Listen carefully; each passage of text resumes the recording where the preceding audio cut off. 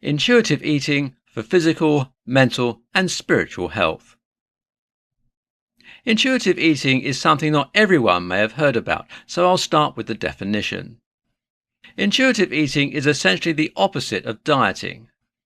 Most people work hard to stay or become skinny, often barely eating or exercising past healthy levels.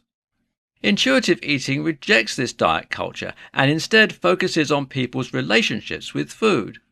This may mean that you're eating without losing a pound, but you're fixing your relationship with food and therefore with your mind and body. Diet culture is inherently bad for your mental, spiritual, and physical health. You're ignoring your body and mind when it says it's hungry, and instead trying to tell it what it should feel. Often dieting comes with a harmful self-image as well, as you want to be skinnier and better looking. You don't enjoy the way you look, and this can create a rift between your mind and body. Often, if you're eating in an unhealthy manner, you are ignoring or depleting your energy. Then optimism fades, which can harm your spirituality, no matter what it is. By intuitive eating, we learn to listen to our bodies. We eat when we're hungry. We don't starve ourselves to hit a certain weight on the scale, and we don't overeat to finish off a plate or because we're bored or upset. Don't eat based on a certain schedule or because you feel you have to. If you're hungry at 6 in the morning, eat. If you aren't hungry until 10, wait till then. Generally, most people recommend rating your hunger on a scale of 1 to 10. If you're at 7, it's time to eat. Waiting until you are at 10 will cause you to overeat, while being at a 5 may just mean that you're bored or upset. This is a way to nurture your intuition more, which we've talked about as being key to being whole. Learning to eat when you're hungry depends on you listening to your body and mind.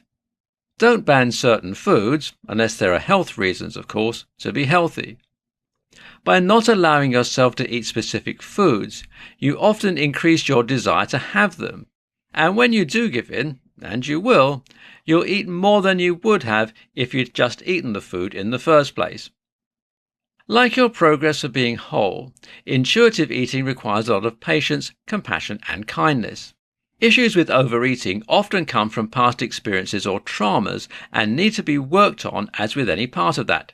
If you have nightmares from past experiences, you don't blame yourself for having them.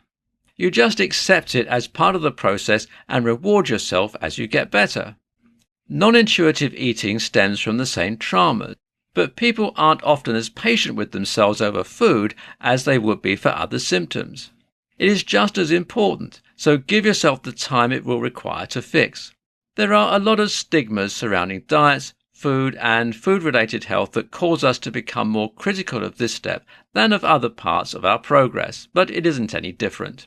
We eat in the same way we pick harmful health practices or negative thoughts. It's often something we do automatically and without intent to harm ourselves. This is just another step towards healing. It involves acknowledging your harmful self-image and trying to fill the void you feel with food. If you can master intuitive eating, you're making another step towards physical, mental, and spiritual wholeness, and a pretty big one at that.